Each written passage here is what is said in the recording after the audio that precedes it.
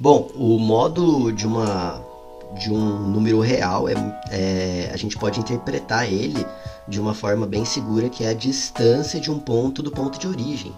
E o que é o ponto de origem? É o ponto zero, o ponto original, né, da onde se origina. Então, se você imaginar aí uma corrida aí de 100 metros rasos, né, os jogadores eles saem de um ponto que a gente pode considerar o ponto de origem, né?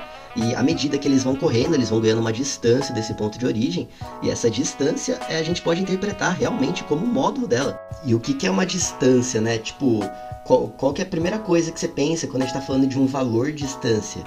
É que a distância é sempre positiva, ou igual a zero, né? Então, de certa forma, quando estamos falando de módulo, ele nunca vai ser negativo. A não ser se você for um grande cara foda que vai conseguir aí percorrer uma distância negativa. De que você tá pelo menos quebrando aí umas 4 leis fundamentais aí da física e da química, né?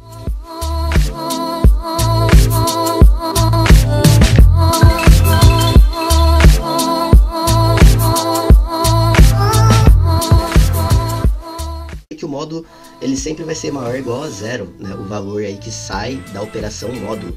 Legal que a gente pode chamar também o módulo como operação. Por exemplo, a multiplicação, a soma, a subtração, eles são operadores, né?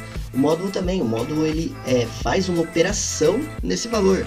Então, por exemplo, o módulo de menos 2 é 2, né? Porque você percorreu uma distância de 2 unidades. Se o valor for positivo, é ele mesmo, né? Então, se você percorreu 10 passos para frente, né?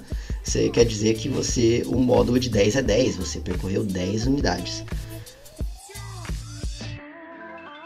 Se você imaginar, então, quer dizer, um dragão soltando fogo, por exemplo, o ponto de origem é o ponto que está saindo fogo da boca, né? O ponto zero. Bom, podemos ter também o módulo de um ponto, né, num plano, né, ou de uma reta, por exemplo. Esse módulo a gente pode calcular a partir do nosso grande filósofo Pitágoras, né? O teorema de Pitágoras, por exemplo, a gente pode calcular aí a distância entre o ponto original e o ponto que a gente quer calcular.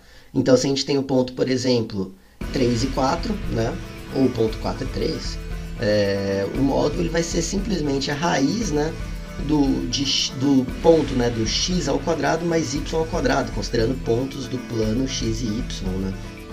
O que a gente pode dizer, então, algebricamente, né? Algebricamente, a gente pode dizer, então, que o módulo de A, a gente pode implementar duas grandes condições, né? Se A for menor que zero, quer dizer que o módulo de A é igual a menos A. Se A for maior ou igual a zero, o módulo de A é igual a A, considerando que A é pertencente aos números reais, né? E se A é menor que zero, quer dizer que é um número negativo. Então quer dizer que o módulo de menos 2 quer dizer que é menos A, então quer dizer que é menos 2. Então vira 2, certo? Porque menos é mais. Então o módulo de menos 4 é 4, o módulo de menos meio é igual a meio. O módulo de menos 10 é 10. Então, o módulo de um número negativo, na verdade, vai ser ele mesmo positivo, né? E agora, se a gente tem o módulo de valores positivos, vai ser ele mesmo também. Então, tipo, módulo de 10 é 10, módulo de 5 é 5, módulo de 2 é 2, enfim. Qual que é uma coisa muito interessante, né? É uma das propriedades, né? O módulo, ele acaba participando aí da raiz quadrada, né? Ou de raiz. Então, o exemplo é o raiz de x ao quadrado. O que significa ser raiz de x ao quadrado, né? Quer dizer que o seu resultado ele pode ser mais ou menos, né? Então, a raiz de 9, por exemplo, ele pode ser 3 vezes 3, ou seja, x pode ser igual a 3, né? Ou ele pode ser menos 3, porque menos 3 vezes menos 3 é igual a 9. Muito interessante isso. Então, quer dizer que a raiz de x ao quadrado não é x, esse erro é muito fácil de ser cometido. Na verdade não, na verdade a raiz de x ao quadrado a resposta é módulo de x, né? E módulo de x quer dizer que pode ser mais ou menos x, né? E isso vai depender somente do sinal do valor x. Bom, as propriedades do módulo, então, como eu falei várias vezes, né, já que é uma distância, então quer dizer que o módulo ele nunca pode ser negativo. Então, o módulo de A sempre vai ser maior ou igual a zero. Então quer dizer também, né, nossa segunda propriedade é que o módulo de A igual a zero, então quer dizer que A igual a zero. Zero não é positivo nem negativo, né, é ele mesmo, é zero. Outra coisa interessante, né, é a propriedade multiplicativa, nossa terceira propriedade, quer dizer que o módulo de A vezes B em módulo é a mesma coisa que módulo de A vezes módulo de B.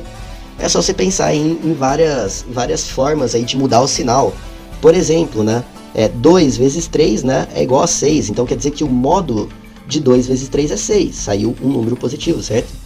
O módulo de menos 2 vezes 3 é menos 6, mas já que ele está em módulo, né, ele vai sair o 6, né? E do outro lado da operação, né, vai significar que o quê? Que o módulo de menos 2 vezes o módulo de 3. Menos 2 vai sair positivo, né? E o 3 vai continuar sendo 3, então isso daqui vai ser 6. Então você pode pensar em inúmeras formas aí de sinais que vai sair o mesmo resultado, certo? Outra propriedade interessante é o subaditivo.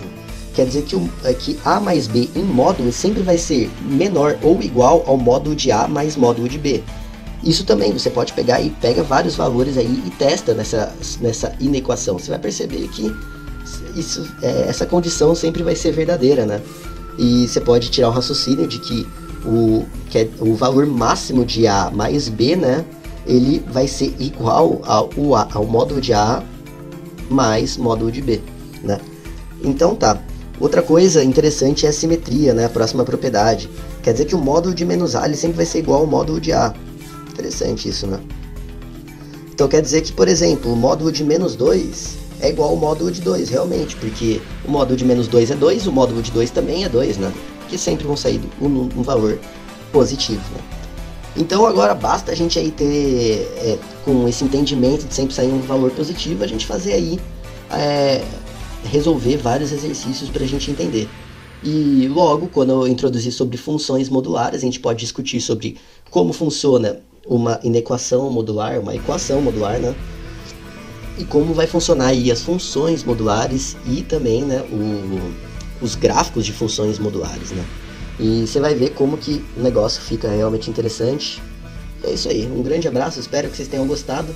Foi um vídeo simples, mas eu consegui aí pegar uma boa noção aí, passar uma boa noção do que é um módulo de número real.